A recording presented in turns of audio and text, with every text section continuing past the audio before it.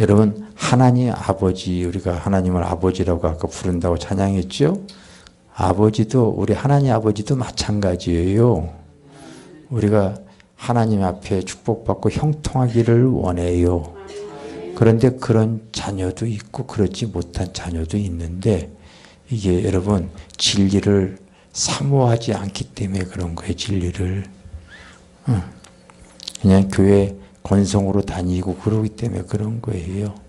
부모가 다니니까 그냥 다니는 것 뿐이지, 그냥 맹목적으로 그냥 믿는 것 뿐이지, 어느 부분적인 신앙만 이렇게 붙잡고 있는 것이지 정말 진리에 대한 믿음을 갖고 있지를 못해요. 그러다 보니까 세상 환경, 풍파, 어려움 통해서 넘어지는 경우가 무지하게 많아요. 나는 내 안에, 우리 교회 안에 우리 성도들이, 그 후손들이 정말 축복받고 형통하기를 원하는 거예요. 아니 어느 부모가 그거 다 교육시키는 목적이 뭐겠습니까 도대체? 응? 그렇게 자녀를 위해서 희생하는 목적이 도대체 뭐겠어요? 자녀가 있다 해서요, 그 형통해서 정말로 많은 사람에게 덕을 세우고 유익을 줄 수 있기를 원하는 것이 부모의 마음이잖아요. 그렇죠? 그래서 근데 우리 성도들이 하나님의 말씀을 그냥 알고 있지 믿지는 않아요.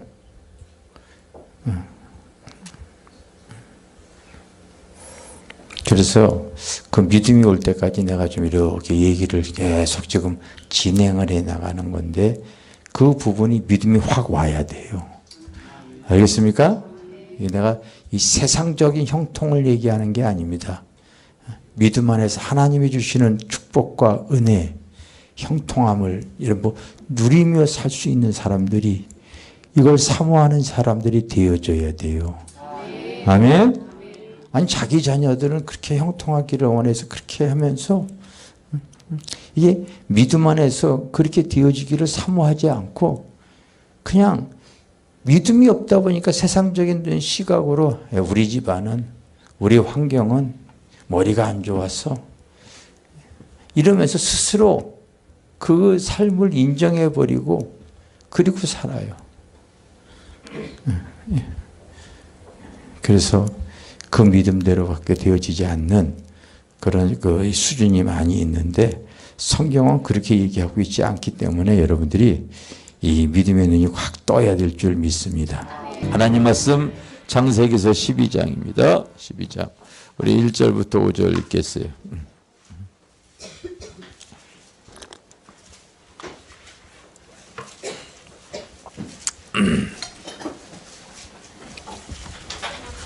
자, 시작. 여호와께서 아브라함에게 이르시되 너는 너희 고향과 친척과 아버지의 집을 떠나 내가 네게 보여줄 땅으로 가라. 내가 너로 큰 민족을 이루고 네게 복을 주어 내 이름을 창대하게 하리니 너는 복이 될지라. 너를 축복하는 자에게는 내가 복을 내리고 너를 저주하는 자는 내가 저주하리니 땅의 모든 족속이 너로 말미암아 복을 얻을 것이라 하신지라. 이에 아브라함이 여호와의 말씀을 따라갔고 롯도 그와 함께 갔으며 아브라함은 하란을 떠날 때에 75세였더라. 아브라함이 그의 아내 사레와 조카 롯과 하란에서 모은 모든 소유와 얻은 사람들을 이끌고 가나안 땅에서 마침내 가나안 땅에 들어갔더라. 아멘. 성경이 이렇게 기록이 되어지기 전에 하나님께서 이제 그 아브라함에게 찾아오셨습니다. 그래서 내가 너를 복의 근원이 되어지는 사람으로, 네가 축복하면은 축복을 받고 네가 저주하면 저주할 정도로 그 권세 있는 사람으로, 복의 사람으로 내가 너를 살게 하기를 원하는데 너는 내 말 들을래? 그랬더니 75세에 이 아브라함이 그 하나님의 말씀대로 한번 복된 사람이 되어지겠다고 해서 말씀을 따라가는 거예요. 할렐루야. 하나님의 음성을 듣고 하나님의 말씀을 따라가는데 그 말씀에 그 하나님의 그 조건, 그 복의 사람이 되어지는 조건은 따릅시다. 마침내 가나안 땅에 들어갔더라. 뭐 특별하게 어렵질 않아. 여러분 성경도 사실은 여러분들이 참 무지하게 많이 그 연구하고 그러는데 사실 그렇게요. 어느 수준에서 보게 되어지면은요. 그 원리가 거의 똑같아요. 그걸 우리가 믿음으로 들어가서 행하고 사느냐 안 사느냐 그 차이뿐이지 뭐 그렇게 어렵질 않아요. 어렵질 않습니다. 그래서 그 사람이 믿음이 있는 사람인가 아닌가 뭐 보면은요. 대저 하나님의 모든 말씀은 능치 못하심이 없거든요. 근데 이제 많은 사람들이 부분적으로 하나님을 믿고 신앙생활하는 게 되게 많아요. 내가 어제도 그런 설교했잖아요. 여러분 내가 말씀드렸듯이 에베소서 4장 13절에 우리가 믿는 것과 아는 것에 하나가 되라고 이렇게 얘기하죠. 그렇죠? 우리가 하나님 말씀을 들면 이제 그 말씀을 알게 되어지지만 아직 그게 나에게 믿음이 오지 않는 경우가 무지하게 많아요. 많이 안다고 해서 그 사람이 믿음이 있는 게 아니에요, 여러분. 그 믿는 것과 아는 것이 하나가 돼요. 그리스도의 장성 분량까지 이렇게 잘하는 것이 그게 큰 믿음을 소유한 사람인 줄 여러분 아셔야 될 줄 믿습니다. 아멘. 아무리 주님을 사랑한다고 하더라도요. 맹목적으로 여러분 믿는 사람들 이렇게 보게 되어지면 어떠한 상황이 되어지게 되어지면요. 탈탈 털립니다. 그 믿음이. 성경에 보면 그런 사람들을 우리가 쉽게 대할 수가 있죠.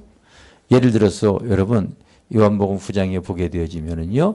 바로 나사로 예수님을 사랑했던 나사로가 병들었다. 그렇게 써 있죠. 그래서 예수님께 와서 신방 와가지고 얼른 기도해 달라고 신방을 이렇게 요청을 했지만은 주님이 이틀을 더 유하는 바람에 그 나사로 그 사랑한 나사로가 바로 죽어버리고 말았죠. 근데 주님은 이제 잠들었다고 얘기를 하시죠. 여러분 우리가 자꾸 이제 여러분들이 믿음의 눈이 떠져서 신앙생활하고 하나님 말씀을 자꾸 대하면서 무엇이 떠져야 되냐면요. 믿음의 눈이 떠져야 돼요. 그래서 살았다 하나 주님과 관계가 끊어져 있는 사람은 다 영적으로 죽어 있기 때문에 죽은 자라고 얘기를 해요.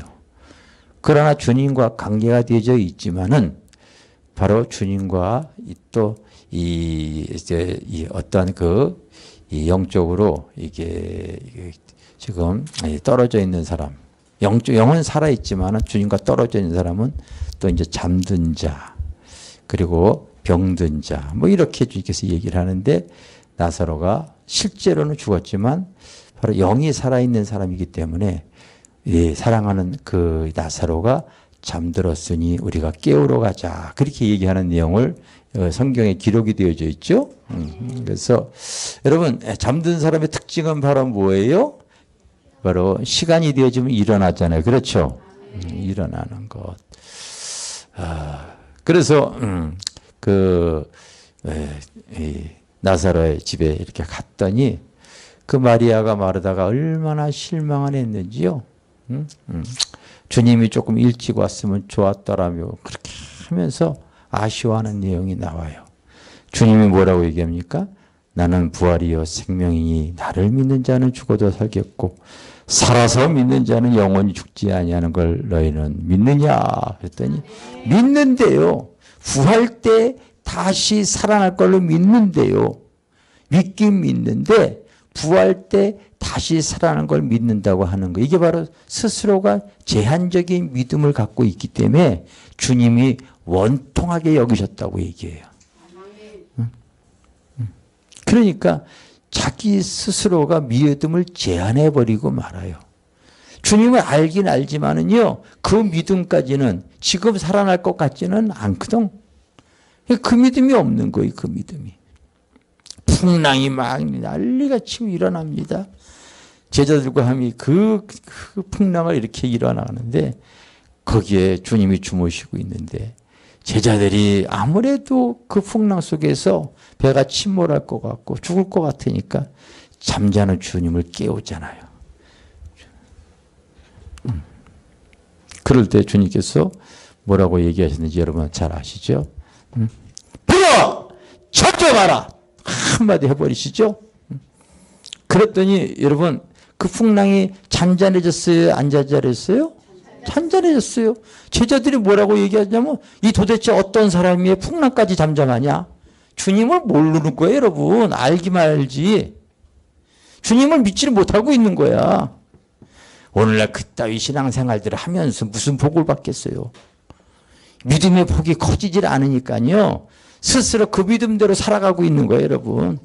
나는 형편이 이러기 때문에 나는 내가 지금 뭐 수준이 이러기 때문에 내 믿음 내 수준대로 살아가로 사단은요 나를 미혹하고 있는 거예요.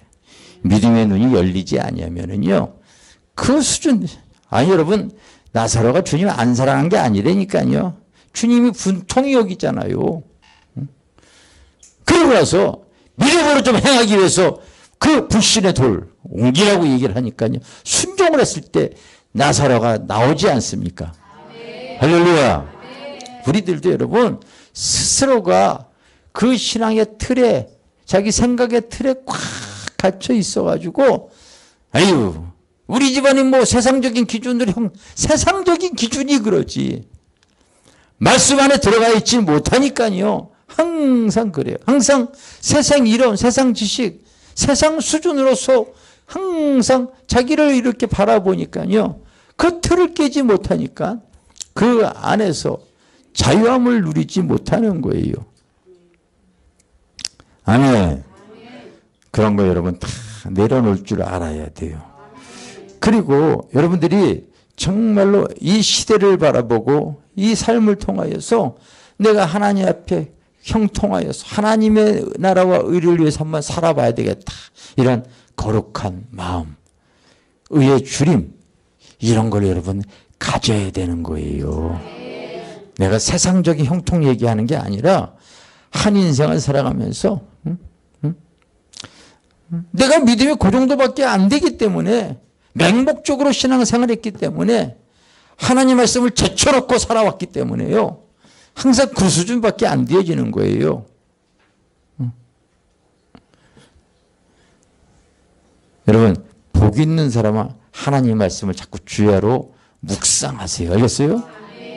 아니 우리 하나님을 아버지라고 부르는데 어느 아버지가 그 자녀가 그렇게 여러분 형통치 못하고 평생을 그렇게 사는 걸 원하는 부모가 세상에 어디 있겠습니까?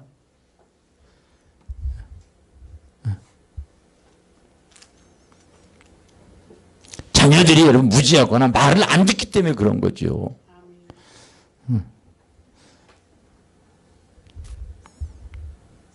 내가 그래서 예전에도 그런 얘기 했어요. 내가 목회 막 시작하고 그럴 때요. 저기 연세중학교 그 목사님이요. 강대상에서 설교할 때 큰 몽둥이 그 저 야구방망이 같은 거 두고서 설교를 하고서 그리고 막 욕을 해대가면서 설교를 막 하고 막 그래서 가지고 저 굉장히 그때 막 2단 3단 막 하고 막 저 굉장한 무슨 저런 영화 구경하는 것 같아. 뭐 말씀을 떠나서. 근데 그분은요. 이 성도들이 바르게 되어지지 않아 봐야 신앙생활 적당히 해봐야 툭 건들면 쑥 깡통이니까 이단들이 다 그 취약하긴 할 줄 알고요. 어느 때가 되어지면 신앙 다 팔아먹어버리고 이런 명절 때에 되어지게 되면요. 세상의 영과 여러분 귀신이나 이렇게 혼합하고요. 종교적인 신앙생활로 전락해버리고 말고 무슨 복을 받겠어요 도대체가. 복을 받을 수가 없는 거죠. 기껏해 교회 안에서 나 신앙생활 오래 했네 해가지고요. 직분이나 높아져 있기 때문에 신앙 있는 채는 하늘 줄 알지 사실은 건드면 다 깡통이거든. 아니 그렇게 신앙생활 오래 했는데 왜 하나님의 은혜와 삶으로 드러나지 부끄러운지도 몰라요. 부끄러운지도 몰라요. 이를 좀 부득부득 갈아야 돼. 알겠어요? 나도 우리 교회 성도들이 잘 되기를 원해서요. 자꾸 왜? 앞으로 해야 될 일들이 너무 많이 있거든. 해야 할 일들이 너무나 많아요. 그래서 깨어있기를 원하고 이 땅에서 형통하기를 원하고 세상의 빛과 소금의 사명을 감당하기를 원하는 거예요. 아멘. 여러분 정말 의의 주림을 가지세요. 의의 주림을. 할렐루야. 의의 주림을 가지세요. 의의 주림을. 만약에 하나님이 살아계시다면요, 내가 그렇게 여러분 거렁뱅이처럼 살기를 원하겠어요? 그렇게 깨진 인생으로 평생 살기를 원하시는 아버지가 어디 있겠습니까? 내가 하나님을 제대로 인정하지 않으니까 그런 거죠.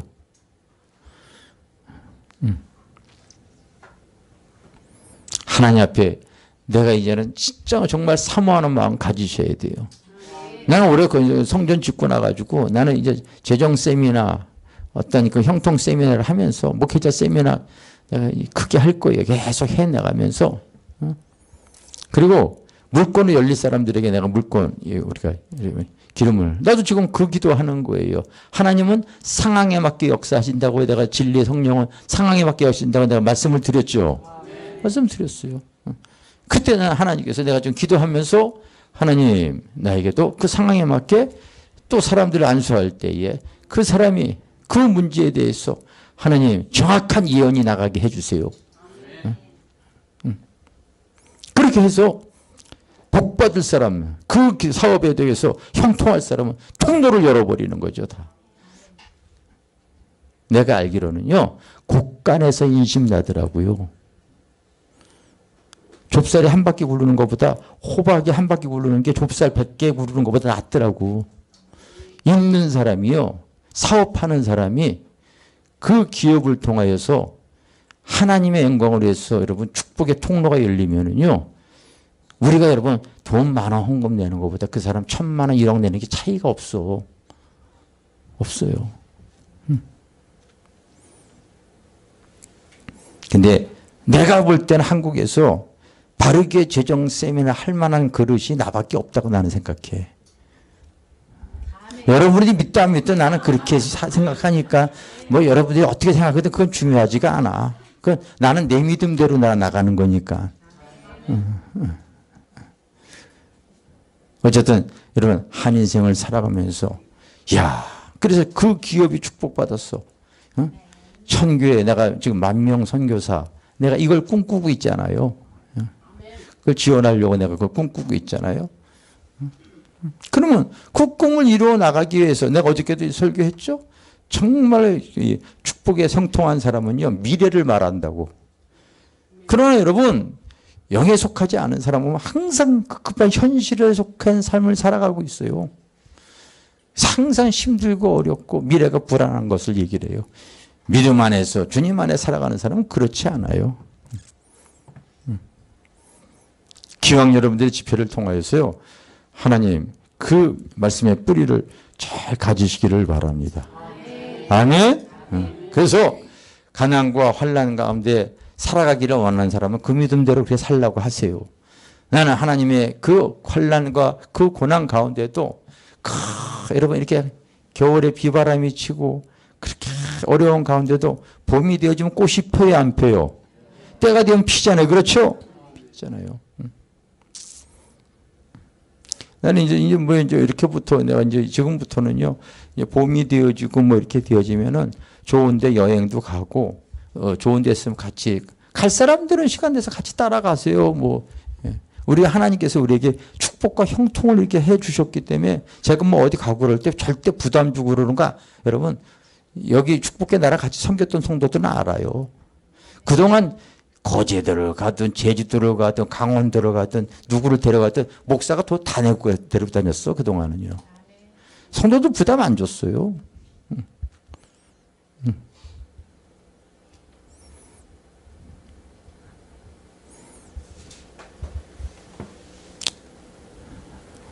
하나님의 은혜대로 여러분 우리가 살아가는 거예요.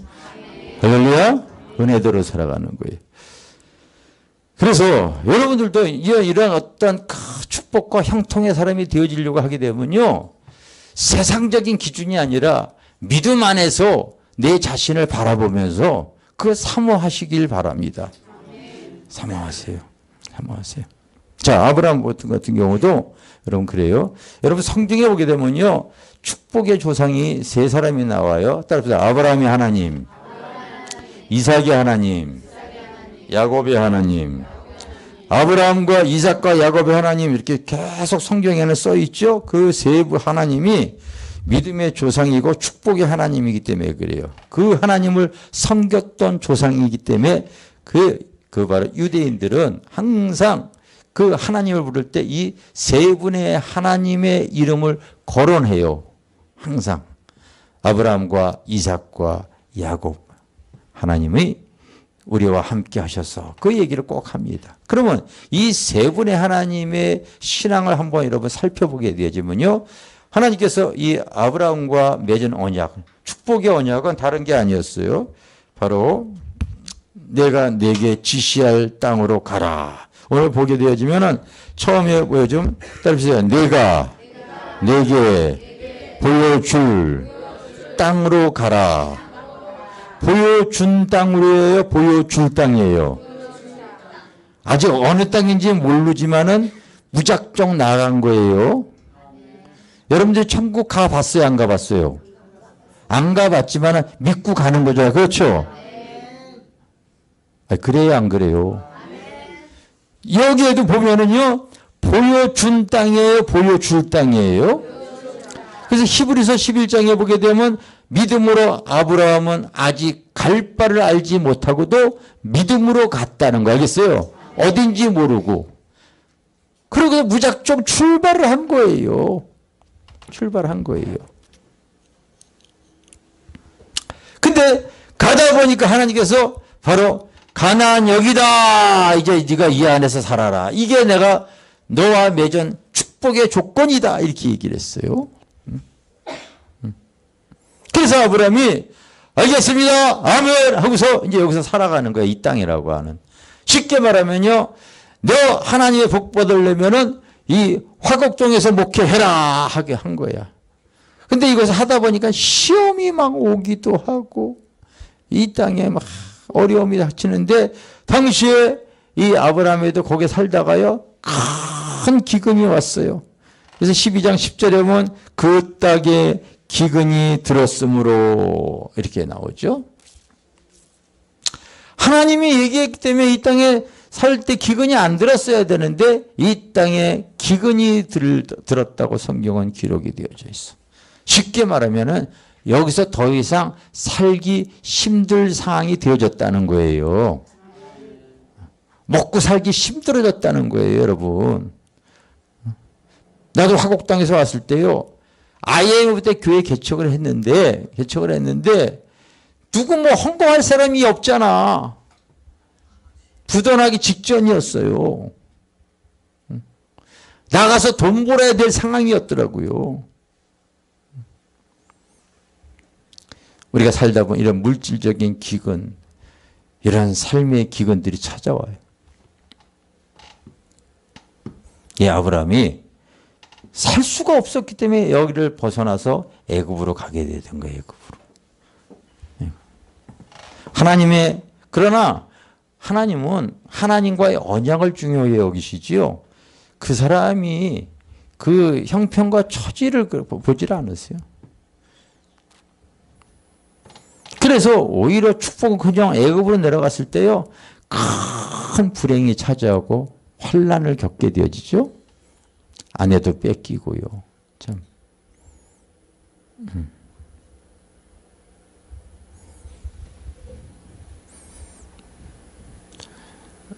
내가 아내를 뺏기게 되어지면 어떻게 되어질까? 안고 없는 찐빵일까요? 안고 없는 찐빵이 되어지는 거예요. 그래서 이 아브라함이 자기가 하나님과의 관계가 깨졌다는 걸 깨닫고 나서 황급히 가나안에 들어가 사는 거예요. 할렐루야. 그 약속을 놓치지 않았을 때 하나님은 믿음의 조상으로 복을 받게 되어지는 거예요. 할렐루야. 두 번째 이삭도 마찬가지예요. 이 아브라함도 그렇고 이삭도 마찬가지. 이 이삭도 바로 어디에서 살았냐면요. 하나님과의 언약은 그때 또 다른 말씀이 온 게 아니야. 그 말씀 하나 내려왔기 때문에 그 아들도 이제 거기에서 이제 사는 거예요. 창세기 26장에 보면은요. 뭐라고 써 있냐면은 26장에 보면은 아브라함 때의 첫 흉년이 들었더니 그 땅에 또 흉년이 들매 이삭이 그랄로 가서 블레셋 왕 아비멜렉에 이르렀더니 여호와께서 이삭에게 나타나 이르시되 따릅시다. 애굽으로 내려가지 말고 내가 내게 지시하는 땅에 거주하라. 이 땅에 거류하면 내가 너와 함께 있어 내게 복을 주고 내 이 모든 땅을 너와 내 자손에게 주리라. 4절에 보면 너로 말미암아 천하 만민이 복을 받음이라. 자, 근데 잘 보십시오. 이 이삭이 가나안 땅에 살다가 또 아버지 때와 비슷하게 또 뭐라고 그랬어요? 기근이 들었다. 흉년이 왔다 그러죠?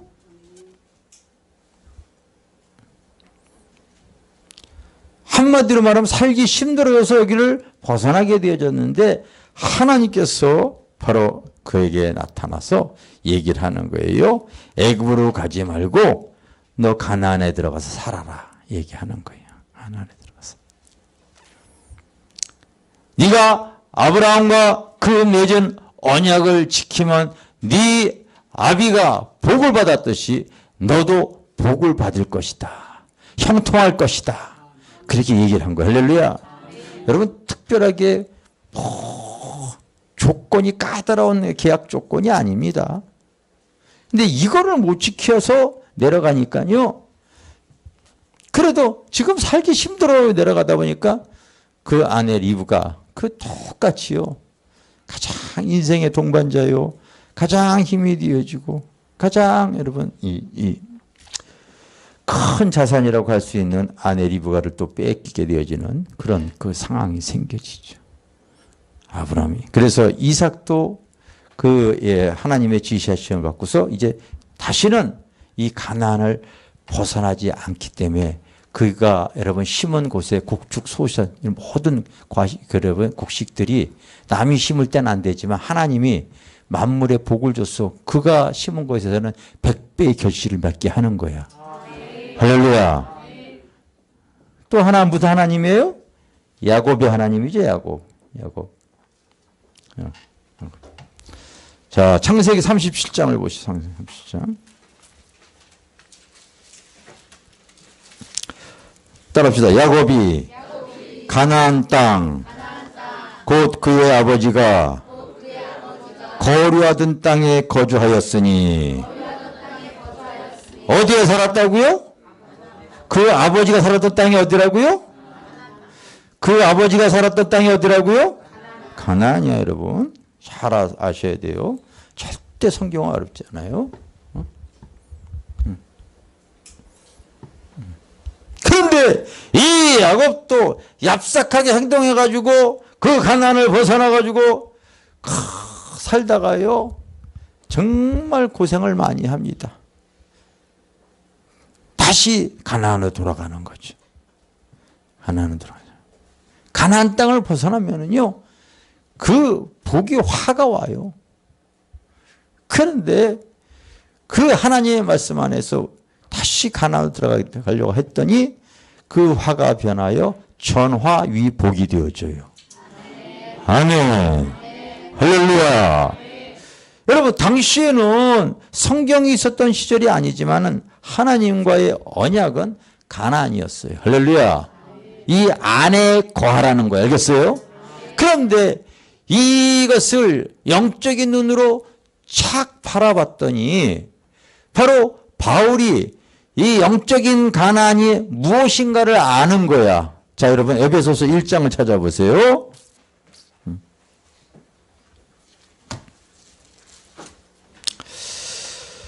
자, 1장 1절부터 한번 이렇게 읽어보겠어요. 여러분, 자, 여러분 뭐가 가난이라는 것을 여러분들이 아셔야 돼. 자, 시작. 하나님의 뜻으로 말미암아 그리스도의 예수의 사도된 바울은 에베소에 있는 성도들과 그리스도 예수 안에 있는 신실한 자들에게 편지하노니. 자, 여기 보면은 예수 안에 있는 자들과, 할렐루야, 예수 안에 있는 자들에게 편지한다 이렇게 써있죠. 자, 3절부터 읽겠어요. 시작. 찬송하리로다 하나님 곧 우리 주 예수 그리스도의 아버지께서 그리스도 안에서 하늘에 속한 모든 신령한 복을 우리에게 주시되. 자, 여기도 보면은 하나님께서 우리에게 모든 신령한 복을 어디 안에서 주시기를 원하요? 따라합시다. 그리스도 안에. 할렐루야. 자, 4절 시작. 곧 창세전에 그리스도 안에서 우리를 택하소 우리를 사랑 안에서 그 앞에서 거룩하게 흠이 없게 하시려고. 할렐루야. 여기 보면은 두 가지 안이 나오죠. 어디에요? 그리스도 안과 또 무슨 안이에요? 사랑 안에서 이렇게 나오죠. 자, 나오자. 자, 5절, 6절 시작. 그 기쁘신 뜻대로 우리를 예정하사 예수 그리스도로 말미암아 자기의 아들들이 되게 하셨으니 이는 그가 사랑하시는 자 안에서 우리에게 거저 주시는 바 그의 은혜의 영광을 찬송하게 하려는 것이라. 여기는 어디 아니에요? 사랑하시는 자 안에서.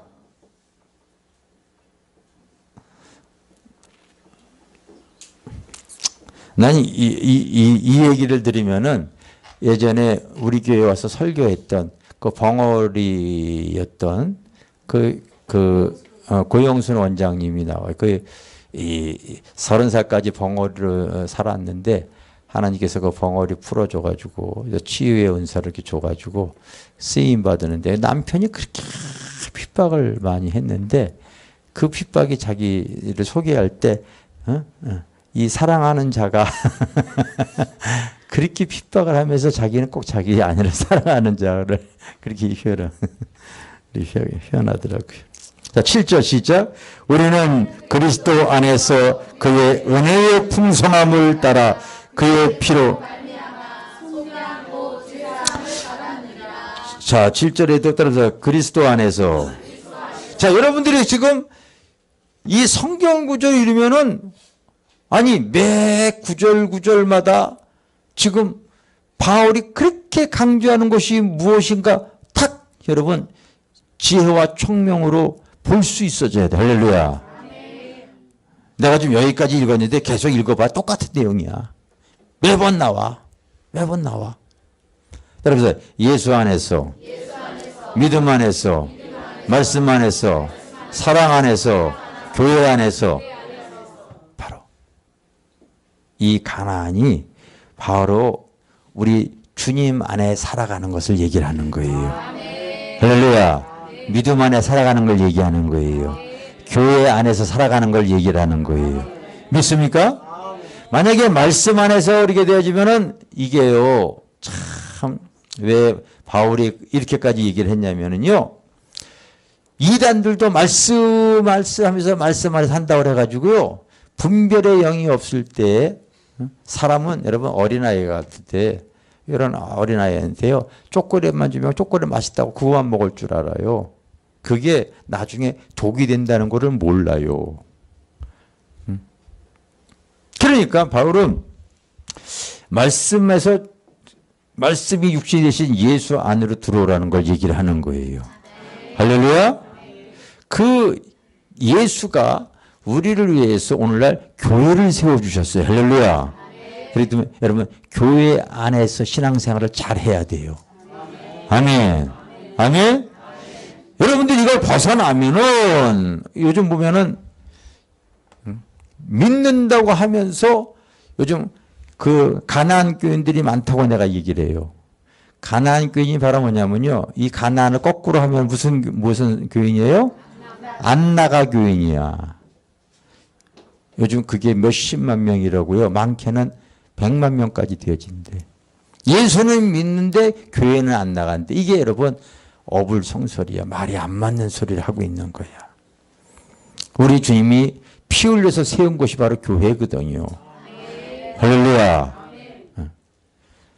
그래서 교회에서 바로 죄사함의 권세와 여러분 음부의 권세, 지옥 갈 것을 여러분 이길 수 있는 것은 세상의 어느 단체, 기업이 갖고 있지를 못해. 교회만이 갖고 있는 거야. 할렐루야.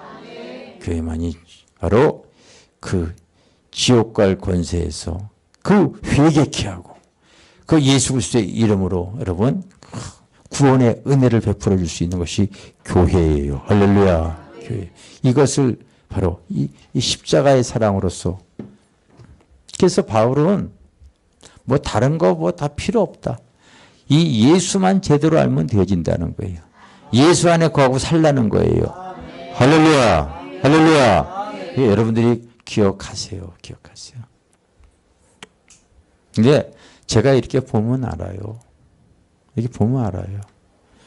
교회는 열심히 다니지만은요. 주님 안에서 살아가는 사람들이 많지가 않아요.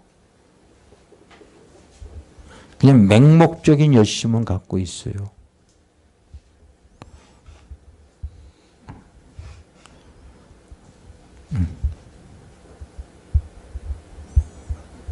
그러니 복을 못 받는 거예요.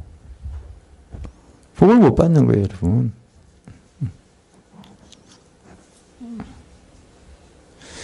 주님 밖을 벗어나, 이거 뭐예요? 가난을 벗어날 때 어떻게 되어졌어요? 항상 환난과 문제와 아픔밖에 없었죠. 여러분, 제가 아까 얘기했잖아요. 우리 집안 얘기를 했잖아요. 여러분, 성경에도요, 그 아버지와 아들의 관계, 그 안에 있을 때요, 거기는 풍요로워요. 배가 불러요. 그러나 그 둘째 아들이 아버지 밖을 벗어날 때, 그는 쥐염 열매 먹는 그런 인생을 살아가는 거예요.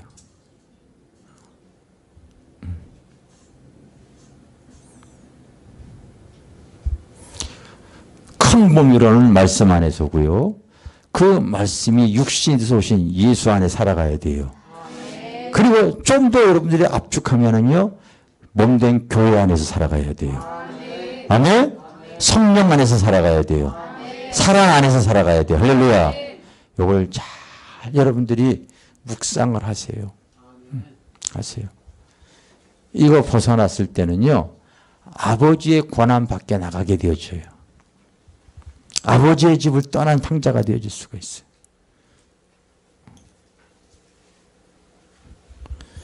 그냥 우리 그 하나님 말씀을 통해서 내가 이렇게 여러분 보는 거예요. 보는 거예요. 왜 복을 받지 못하냐면, 뭐 조금 뭐 한다고 해서 이사 가니까 안녕히 계세요. 신앙에 뿌리가 없는 사람들도 참 많아요.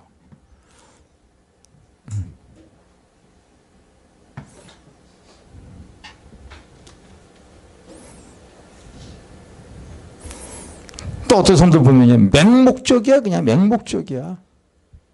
맹목적입니다.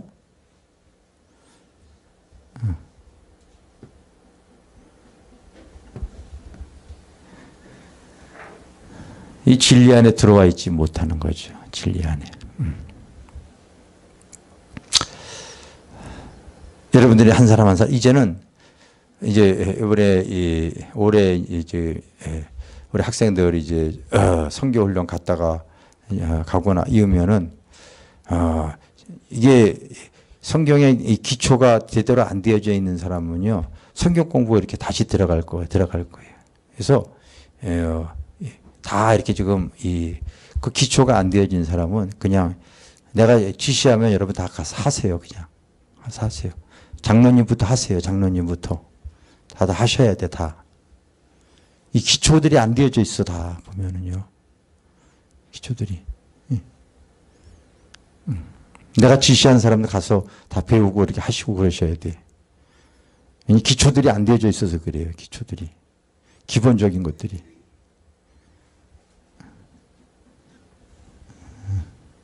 예수 안에 들어가야 돼요. 알겠어요?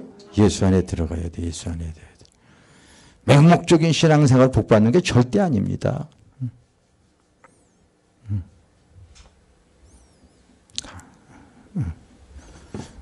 내가 볼 때 아직 이게 안 되어져 있는 사람은 다시 여러분 내 심령을 기경을 하고 주님 안에서 신앙생활 다시 할 생각을 하셔야 돼요.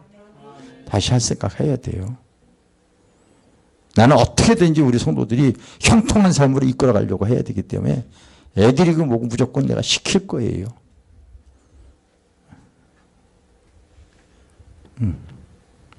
예수 안에서.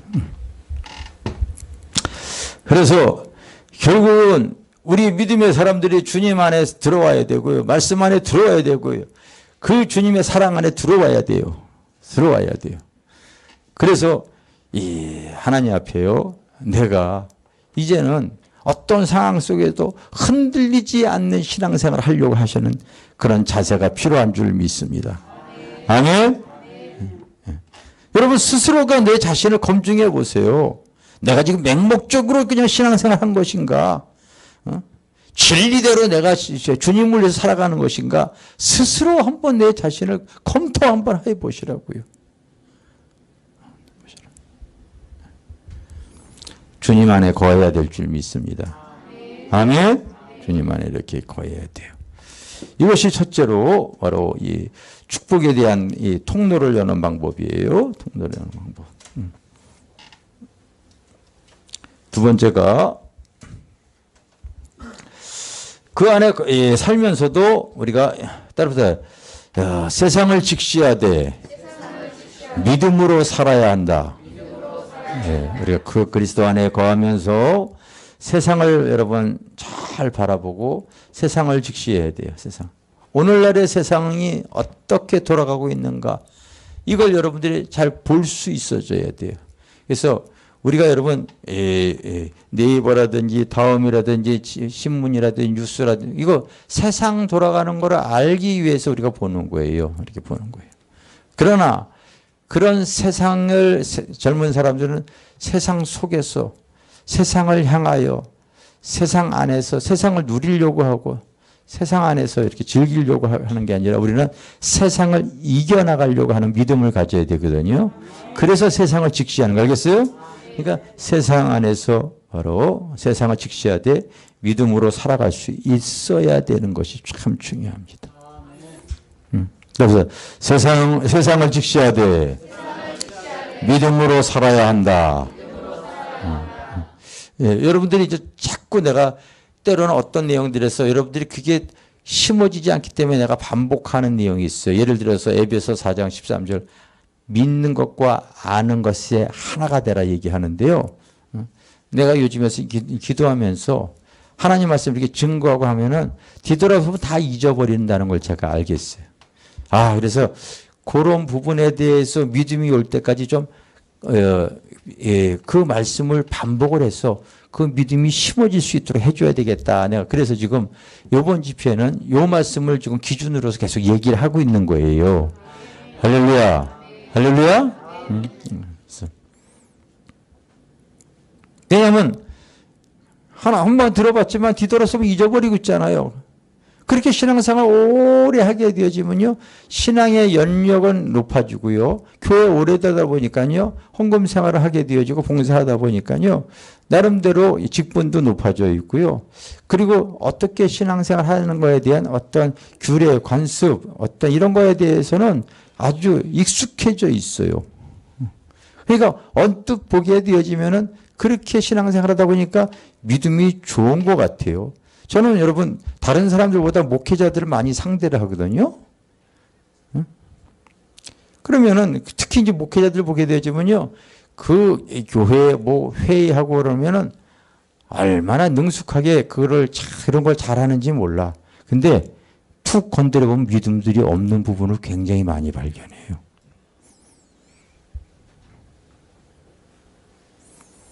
그거와는 상관이 없더라고요. 아는 것과 믿는 거는 차이가 있더라고요. 제 자신도 그런 걸 잘 알고 있어요. 제 자신도 그런 거 잘 알고 있다니까요.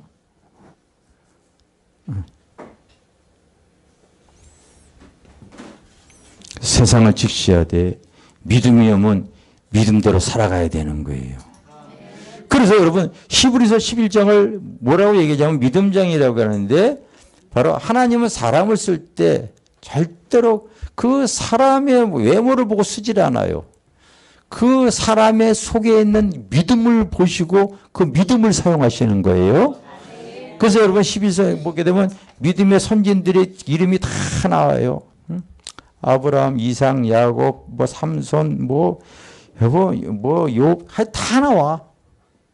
유명한 사람들은 다 나와. 성경에 유명한 사람.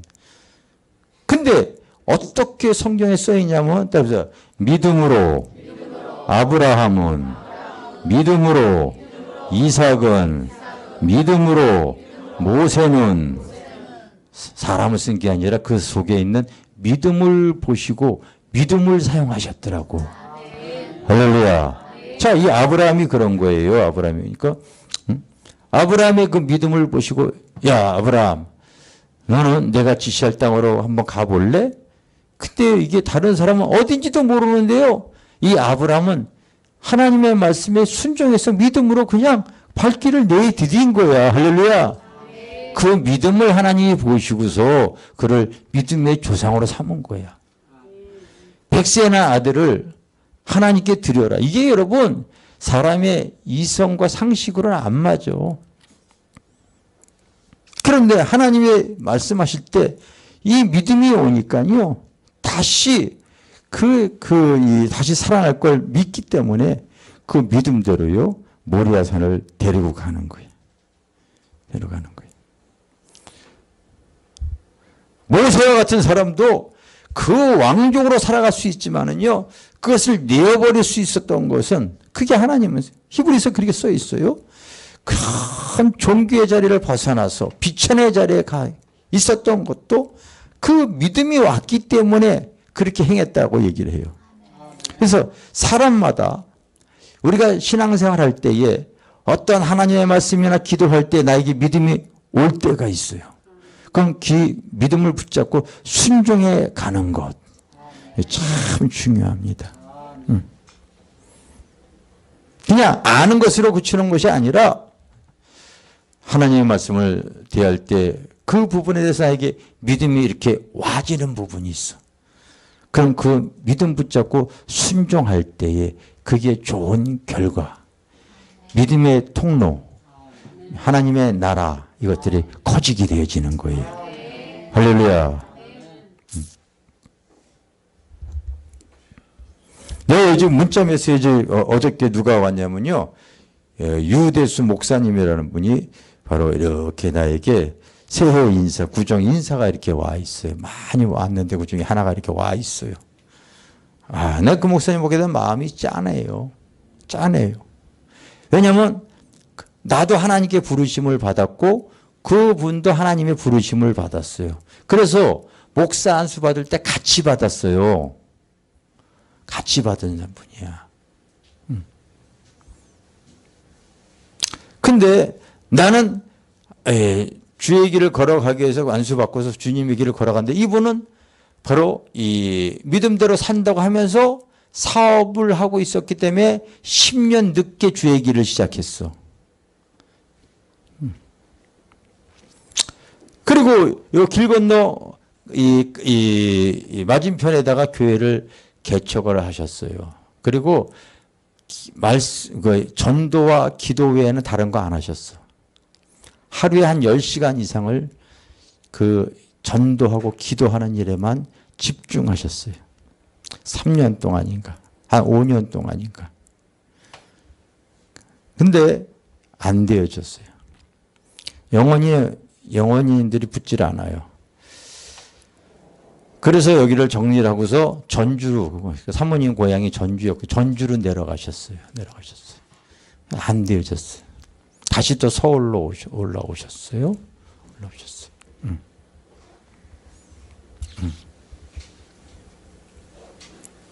믿음이 왔을 때 10년 일찍 주의 일을 신청했으면 성령이 아마 밀어주셨을 거예요.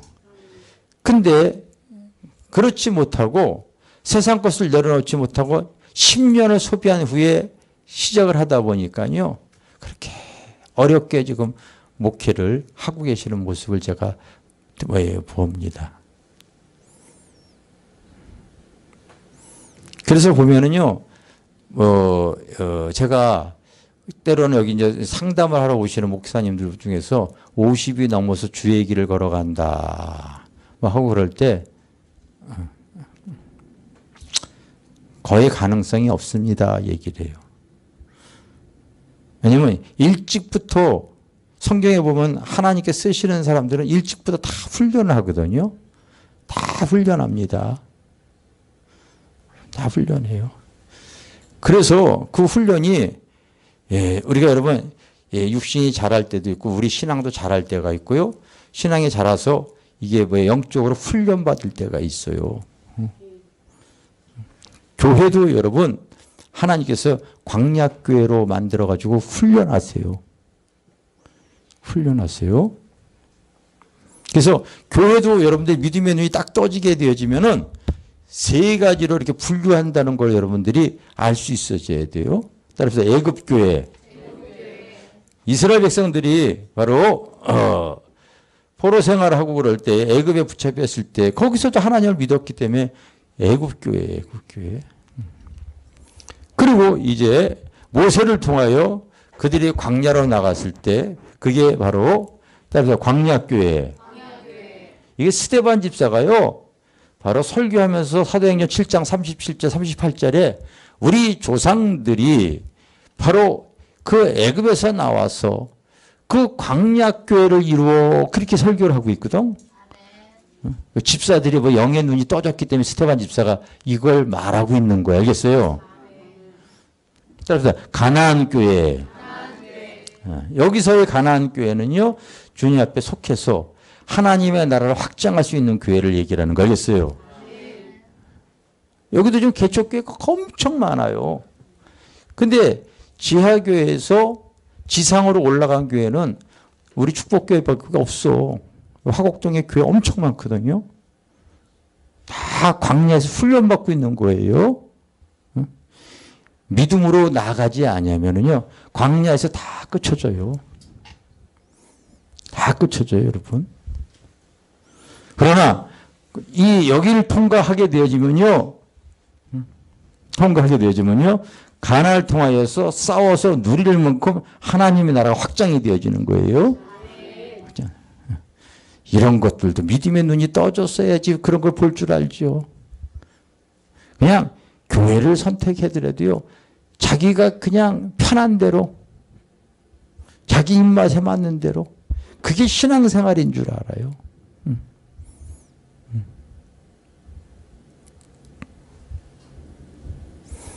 그러니 오늘날 신앙생활 한다고 하면서 이게 여러분 주님 앞에 갔을 때에 참 구원받는 자가 심히 적다고 얘기를 하는데 나는 나에게 맡겨준 영혼들 나는 내 나름대로 사명이 있다고 생각을 하기 때문에 나에게 주어진 영혼들을 다 주님 앞에 이끌어가겠다는 어떤 거룩한 부담감을 제가 갖고 있어요. 정말입니다, 여러분. 근데 이 껄렁껄렁하게 믿어봐야 안 된다는 거 알기 때문에 요즘 내가 좀 세게 얘기하고 막 그러죠.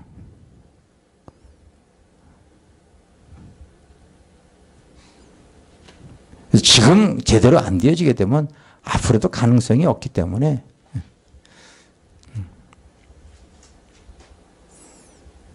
예배 자세 제대로 되어 있지 못하면 여러분 보세요. 성경에도 보면은 이 히브리서 11장에 믿음으로 아벨은 가인보다 더 나은 제사를 드려 똑같이 제사 드리는 것 같은데 하나님께서요. 어떤 사람의 그 예배를 받으시는지 안 받으시는지 하나님이 말씀하시고 있잖아요. 하나님이 말씀하고 계시다고요. 하나님이.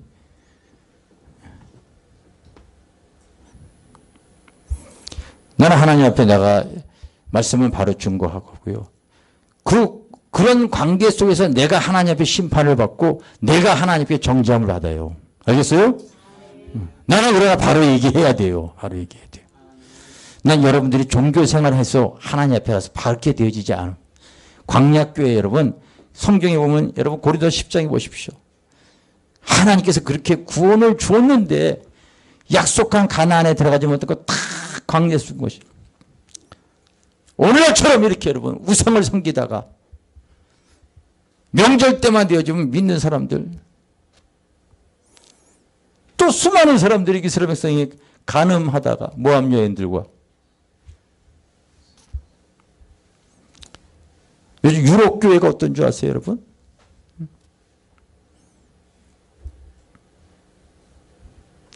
프랑스와 같은 교회는요, 참 유럽들이 그 종교 개혁으로 얼마나 왕성해. 이 명절 되면 명절 마귀가 역사하고요, 휴가철 되어지면 휴가 마귀가 역사하거든요. 그런 유럽 같은 나라는요, 이 휴가철만 되어지면은 프랑스와 같은 나라는 교회도 2달을 다 휴가 가버리고 쉬어버려. 예배도 안 드리고. 그렇대요. 왜 그러냐고 하게 되면 성도들이 다 놀러 가버렸기 때문에 교회가 예배 드릴 사람이 없기 때문에 교회도 다 문 닫는데 여러분. 이렇게까지 지금 유럽 교회가 타락을 한 거야. 근데 지금 우리나라가 뭐 다를 것 같아요? 내가 미국 가서 예배를 드려보는데요. 내가 갈 때 딱 요만해 사무실이. 여기에서 여기 하나, 여기 둘, 여기 3개. 교회가 3개가 들어가 있어요. 근데 그거를 렌트해서 쓰는 거야. 주일날만. 비싸니까. 렌트해서 쓰고 있는 거야.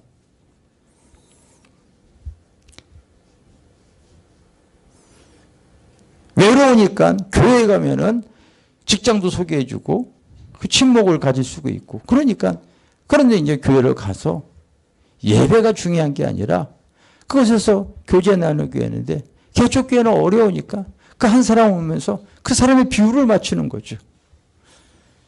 그 사람이 잘못된 거 얘기하게 되면 아이고 여기서 잘못했다고 요 교회로 가버리면 그 막 사무실에서 요 교회로 가면 되어버렸거든.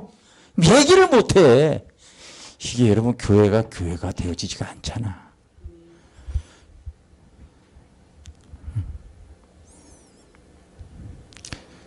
그분이 제가 갔을 때 뭐라고 다 얘기를 하냐면 저에게 명함들을 다 줬어요.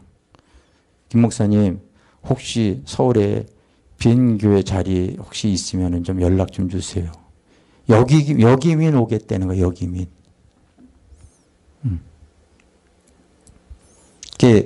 옆에 성전했을 때 그 미국의 총회장이 저희 교회 오셨어요. 여기 김혜성 목사라고 유명하신 분이야.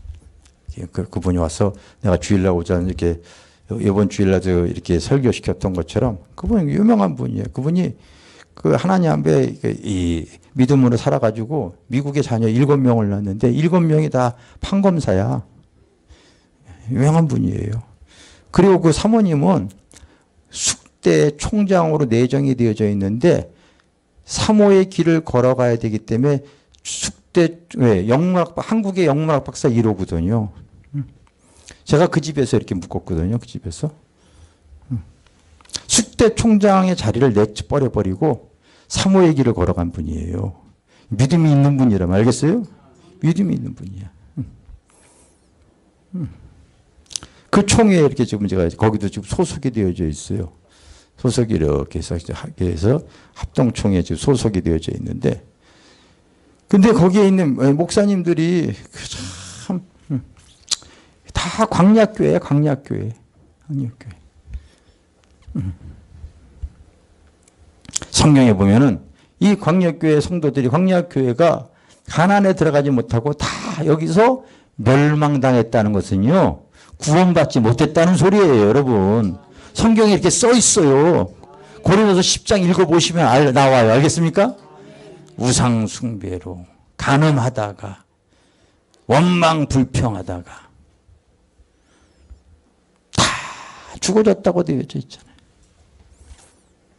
우리의 구원이 이렇게 쉬운 게 아니라니까. 왜 요즘 이상한 구원관이 그 한국교회 불러가지고 교회에다가 저걸 두고서 헌금 내면은 그냥 천국은 자동으로 가는 줄 알고 이렇게 좀 착각을 하게 하는, 지금 성경에 다 나와 있는데. 여러분, 우리가 주어진 이 구원을 소중히 여기셔야 돼요.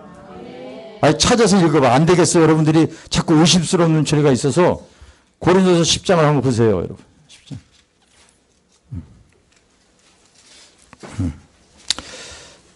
자, 10장 우리가 1절부터 한번 빨리 읽어보겠습니다. 시작. 형제들아, 나는 너희가 알지 못하기를 원하지 아니하노니 우리 조상들이 다 구름 아래에 있고 바다 가운데로 지나며 모세에게 속하여 다 구름과 바다에서 세례를 받고 다 같은 신령한 음료를 마시며 다 같은 신령한 음료를 마셨으니 이는 그를 따르는 신령한 반석으로부터 마셨으며 그 반석은 곧 그리스도.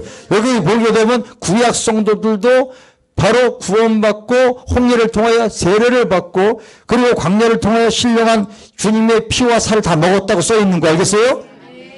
믿죠? 그렇게 써 있어요. 영적으로 그렇다는 소리예요.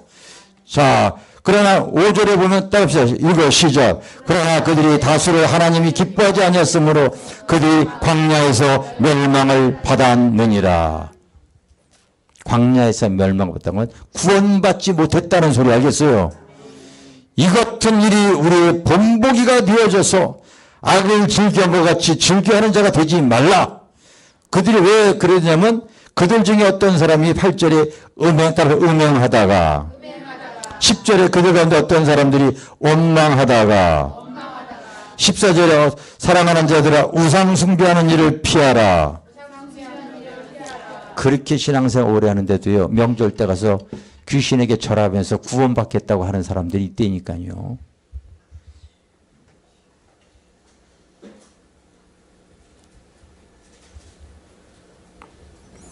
왜 여러분 원망하다가 이들이 멸망받았는지 아세요? 현실만 직시하다가 돈 하다고 그래요. 돈. 그래서 노아의 때와 같이 알죠? 사람들이 시집가고 장가가고. 왜? 시집가고 장가가는 게 잘못된 게 아니에요. 근데 시집가고 장가가면서 돈이 부족하니까 돈 벌러 다니다 보니까요. 주일날도 오전 한번 예배 드리고서 구원의 방주가 닫히는 것 자체도 모르고 바쁘게 살아가고요. 시간이 없이 살아가고 그러다가 여러분 구원을 놓쳐버리는 거예요. 여러분 하나님 우리에게 주어진 이 구원의 진리를요. 주님 앞에 쓸 때까지 여러분 목숨 걸고 지켜나가야 돼요. 그런데 여러분 나는 이 광야교회에 있는 성도들 이렇게 보면은요. 제가 거기를 통과하면서 우수수 떨어지잖아요. 툭 하면 시험 들었다고 떨어지고.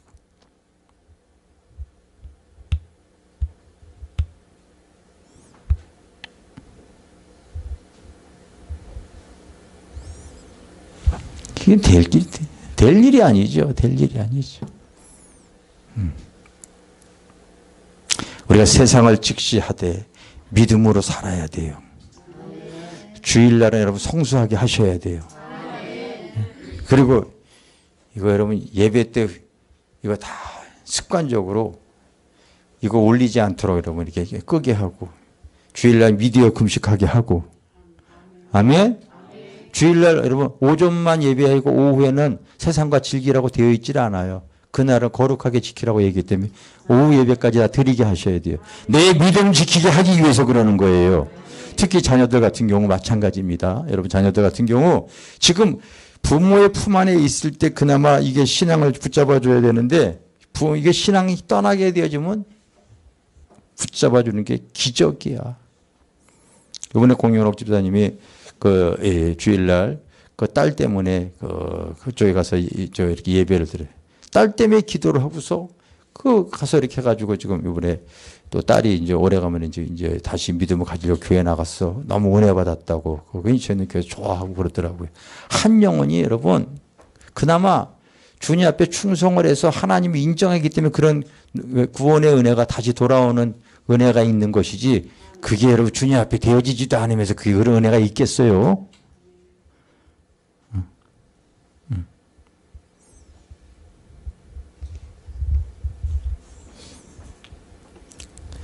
어차피 저도 주변에 참 목회자들 많이 대하는데 난 기준이 그래요. 내가 껄렁껄렁한 목회자 내가 상대 안 해버려요. 안 해버립니다.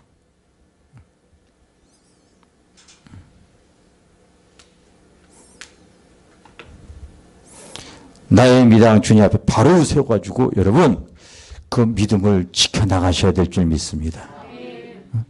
우리가 세상을 직시하되 믿음으로 살아가야 되는 거예요. 믿습니까?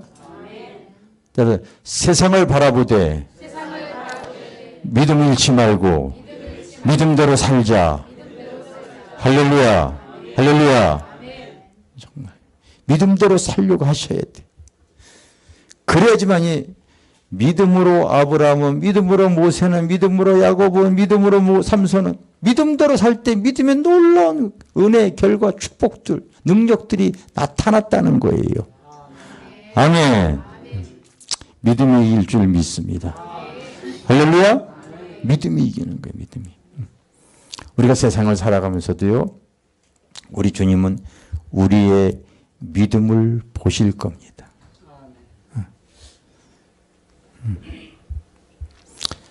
교회 아직까지도요, 이 믿음이 이게 온전치 않은 가운데 그냥 맹목적인 열심 이런 거 있으면 다시 내가 이렇게 붙잡아 갈 거예요. 교회를 바로 세워야 되기 때문에 그래요. 교회를 바로 세우기 때문에. 한 사람 한 사람 이렇게 대하면서 바르지 못한 모습이 볼 때는 내가 그대로 얘기를 할 겁니다. 그대로. 그래서 앞으로 하나님의 그 교회를 통하여 뒤돌아보면은 주님이 밀어주셔서 여기까지 내가 왔지 난 내 힘으로 되어진 거 없다고 생각이 되었죠. 주님의 은혜로 살아왔고 주님이 밀어주셨기 때문에 살았다는 걸 내가 믿어요. 그래서 앞으로도 나는 이 주님을 더 이렇게 바라보면서 주님이 주신 은혜대로 나는 이렇게 살아가려고 마음을 먹고 있습니다. 예, 여러분들도 교회의 지철에서 하나님 앞에 귀향이면은요, 이 믿음 안에서 좋은 하나님이 주시는 믿음으로 살아가려고 하는 마음 자세를 꼭 가지셔야 될 줄 믿습니다. 먼저는 믿음 안에서 살아라. 예수 안에서 살아라. 말씀을 든 거였고, 세상을 바라보면서도 믿음 안에서 믿음대로 살아라. 아브라함은 그 믿음이 왔을 때 바로 순종해 나갔던 사람이기 때문에 믿음의 조상이 되어진 거예요. 할렐루야. 믿음의 조상이 되어진 거예요. 그리고 오늘날의 시대에 꼭 여러분 기억해야 되는 것은요. 따라서 성령 안에서 기도하라. 이거 정말 중요합니다.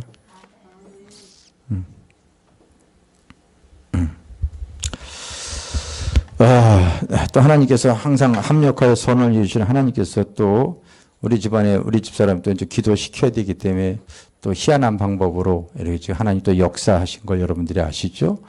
그러다 보니까 지금 사모가 다시 또 이제 기도를 이렇게 들어갔어요. 기도를 지금 20일 기도 지금 철야 기도 들어가서 지금 계속 이렇게 하고 있습니다. 하고 있어요.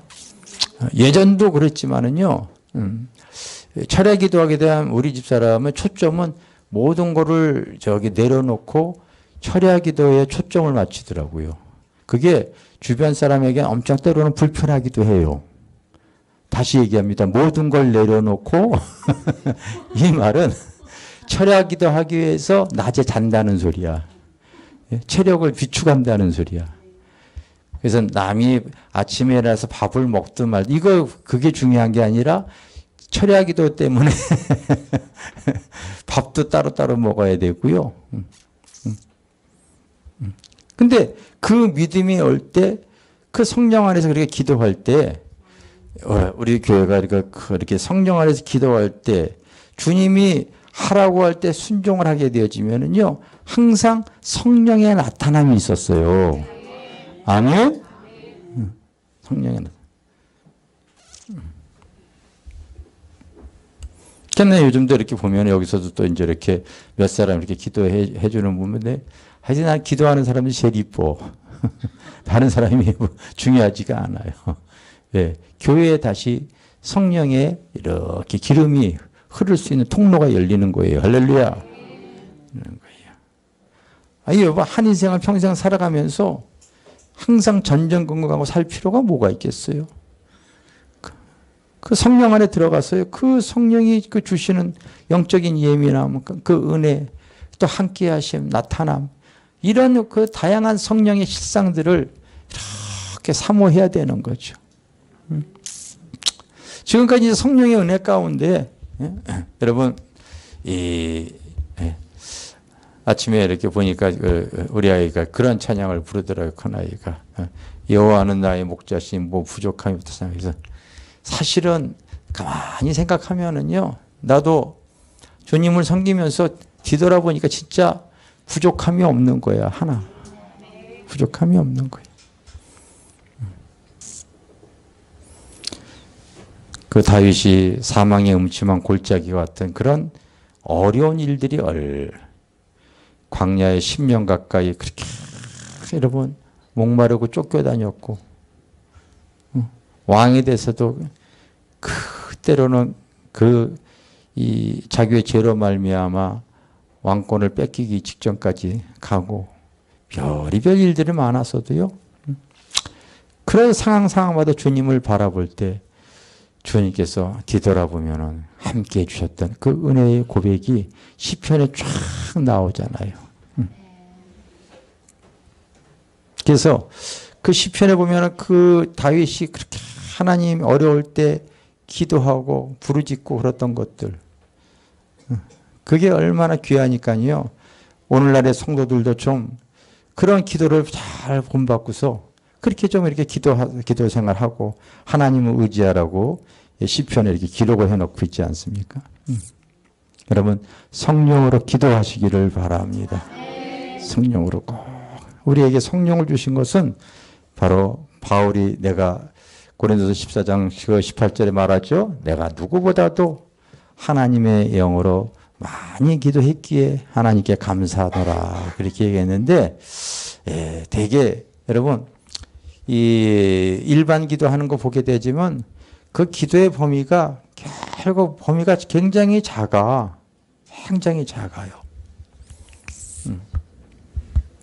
그래서 기도 이렇게 하는 거 보면 알아요. 기도하는 거 보면 알아요. 굉장히 작아요. 기껏해서 자녀를 위한 기도, 남편을 위한 기도, 자기 문제에 위한 기도, 재정적인 기도, 범위가 굉장히 작아요. 여러분들이 기도할 때 성령 안에서 기도할 때 가급적이면 내가 가르쳤죠. 주기도문을 붙잡고 기도하라고 그래서 주기도문 할렐루야. 이 주기도문 안에 이게 다 들어가 있거든요. 하늘에 계신 우리 아버지 하나님께 시각, 초점, 주파수를 맞추고 그 기도가 통하기 위해서 거룩한 하나님, 이름이 거룩히 그 거룩한 하나님 거룩하기 위해서 회개, 성결, 하나님 앞에 죄악된 거 버리라고 얘기하고 할렐루야. 하나님의 나라.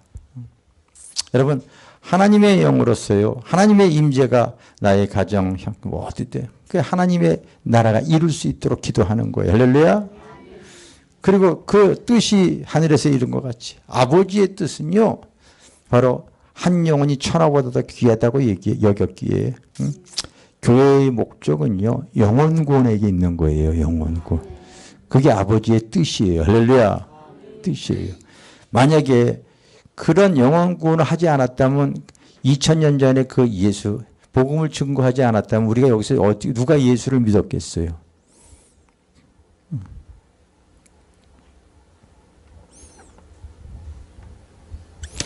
그 다음에 오늘날 우리에게 일용할 양식, 우리의 필요를 위해서 구하는데 여러분들 일용할 양식은 아버지와 아들의 관계가 형성이 된 것은 그 아버지 안에 구한 사람 아버지가 이거 책임져 주는 거예요. 아멘. 그러니까 여러분 이 실제로 아버지 안에 붙어 있으면 이것도 아마 오늘 저녁이나 내일 다시 한번 설교할 텐데 우리가 아버지와 아들의 관계 내가 얘기했지 않습니까? 내가 아버지 할 테니까 너는 아들 해라. 이건 바로 뭐냐면은 따라서 기업을 이을 관계. 내가 신랑 할 테니까 너 신부해라. 이거는 사랑의 관계. 알겠어요? 사랑의 관계. 사랑의 관계. 내가 목자할 테니까 너는 양해라. 이거는 순종의 관계. 알겠어요? 근데 사람들이 모르는 것이 하나 있다. 정말 풍성한 열매 있는 축복의 삶을 원한다면요. 요한복음 15장에 보면은 나는 포도나무요 내 아버지는 농부라. 농부와 여러분 포도나무 나무의 관계를 알아야 돼. 열매 맺는 관계거든 이게. 요걸 사람들은 몰라. 요걸 모른다니까요.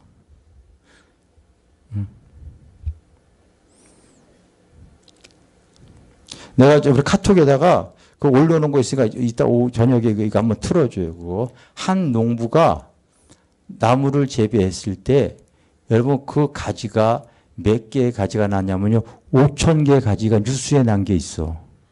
보통 30개에서 50개잖아. 이거는 여러분 포도나무 스스로 맺힌 거예요. 농부의 노력으로 된 거예요. 농부가 여러분. 그러니까 이 농부 대신 하나님을 잘 알면은요, 열매가 되어진다니까. 내가 노력하는 게 아니야. 요런 진리를 모른다니까, 사람들이 신앙생활을 실컷해야. 모른다니까요. 그 뉴스에 난 거 있어서 카톡에 내가 성도들에게 줬죠, 여러분. 여러분, 그 카톡에 있어. 그거 이따가 보여줘, 여러분. 5,000개 가지야, 5,000개 가지에. 쫙 가지 나무 하나에 5,000개가 여러분 맺혔다는 게 여러분 한번 어느 정도인가 상상을 한번 해보십시오.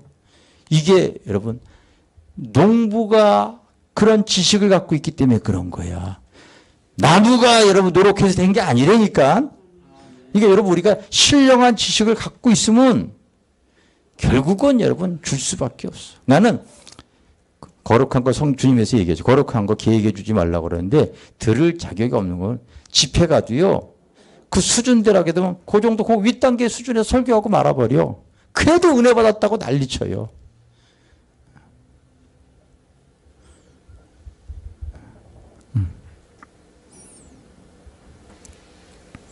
여러분 천국은 침노하는 자의 것이거든요.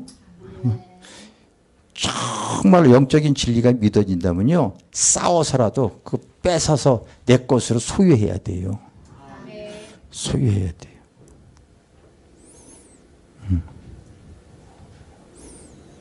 이 기도 여러분 바로 이 하나님 앞에 그런 믿음의 기도를 자꾸 드리면서 그 기도 붙잡고서 자꾸 여러분 폭을 넓혀가면서 자꾸 기도하세요. 기도하세요. 내가 주님 안에 그동안 있었는가? 맹목적으로 신앙생활 했었는가? 예수 안에 있었는가? 교회 안에 있었는가? 말씀 안에 있었는가? 사랑 안에 있었는가? 한번 스스로 점검하면서 내 자신을 살피시기 바랍니다. 살피셔요, 여러분. 세상을 살면서 내가 믿음대로 살았는가? 그냥 종교생활 했는가? 믿음이 올 때 순종을 했는가? 여러분, 내 스스로를 점검을 하세요. 내가 하나님 앞에 바로 되어질 때 나뿐만이 아니라 나의 후손들이요. 그 통로들이 열려가는 거예요. 할렐루야. 나는 우리 성도들이 때가 되어질 때 정말 하나님의 은혜와 축복과 형통한 것을 가질 수 있도록 막 해주고 싶어. 또 내가 세미나를 했을 때 그런 사람들을 내가 이렇게 해주고 싶어. 그렇게 해서 하나님의 일을, 하나님의 나라를 정말 이렇게 왕성하게 해줄 수 있도록 하기를 이렇게 원하는 거예요. 여러분 성령 안에서 기도하시기를 바랍니다. 성령 안에서. 나는 그래서 기도하지 않는 사람은 주기도문에 보면은 여러분 시험에 들게 하지 마옵시고 다만 악에서 구하옵소서. 그래서 기도를 하는 사람은 시험이 와도 악에 빠지질 않아요. 근데 기도 안 하는 사람은 그 시험이 올 때 악에 빠져버려요. 우리 믿음 신앙생활 이렇게 할 때 근데 여러분 중요한 게 있는데 믿다가 떨어진 사람들이 참 많은데 그 사람들이 다 몇백만들이 기도가 끊어진 사람들이야. 그것만 여러분들이 아시면 되죠. 왕년에 열심히 믿었다가 교회 안 다니는 사람 보면 기도가 없어. 그거 여러분 발견할 수 있는 눈이 열려야 돼. 할렐루야? 여러분 기도는 영의 호흡이기 때문에 그래요. 아멘. 호흡이기 때문에 그래요. 그래서 밥은 안 먹어도 살 수 있는데 호흡은 이게 여러분 안 하면 금방 죽어버려. 영이 죽어버려. 육이 몇 번 교회 이렇게 왔다 갔다 하지만은 결국은 오래 못 가. 영에 속한 사람은 영의 기도를 하면서 성령의 인도를 받을 줄 알아야 돼요. 할렐루야. 알아야 돼요. 그래서 이런 집회 때도 여러분 마찬가지입니다. 자꾸 하나님의 말씀을 통하여서 내가 이게 거듭나고 달라지고 변화되어져야 돼요. 계속 변화돼야 돼요. 계속 그렇게 되어져요. 그렇지 않냐면은 거기에서 그냥 그렇게 하다가 어느 순간 되게 되면 또 교회 안 나가버리고 마는 거예요.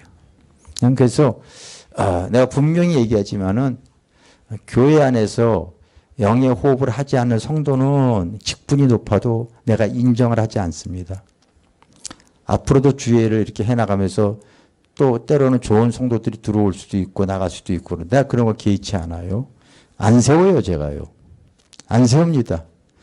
돈이 있고 권세가 있고 그런 거 여러분 그런 기준은 제가 안 가져요. 안 가져요. 앞으로 하나님 일을 할 때 협력하려고 하는 분들이 이렇게 많이 생기고 그럴 거예요.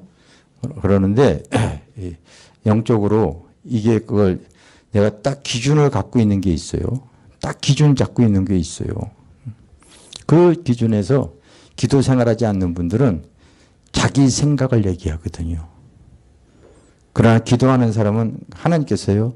그 상황 속에서 지혜와 깨달음을 통하여 때로는 잘못된 거를 바꿀 수 있도록 이렇게 역사하시고 그러시거든요. 왜냐하면 우리 인간은 다 부족하기 때문에 넘어지기가 쉬워요. 넘어지기가 쉽기 때문에 그래서 기도하는 사람들이 되어져야 될 줄 믿습니다. 할렐루야. 이런 말씀을 자꾸 기도하면서 자꾸 내가 변화되려고 하시길 바랍니다.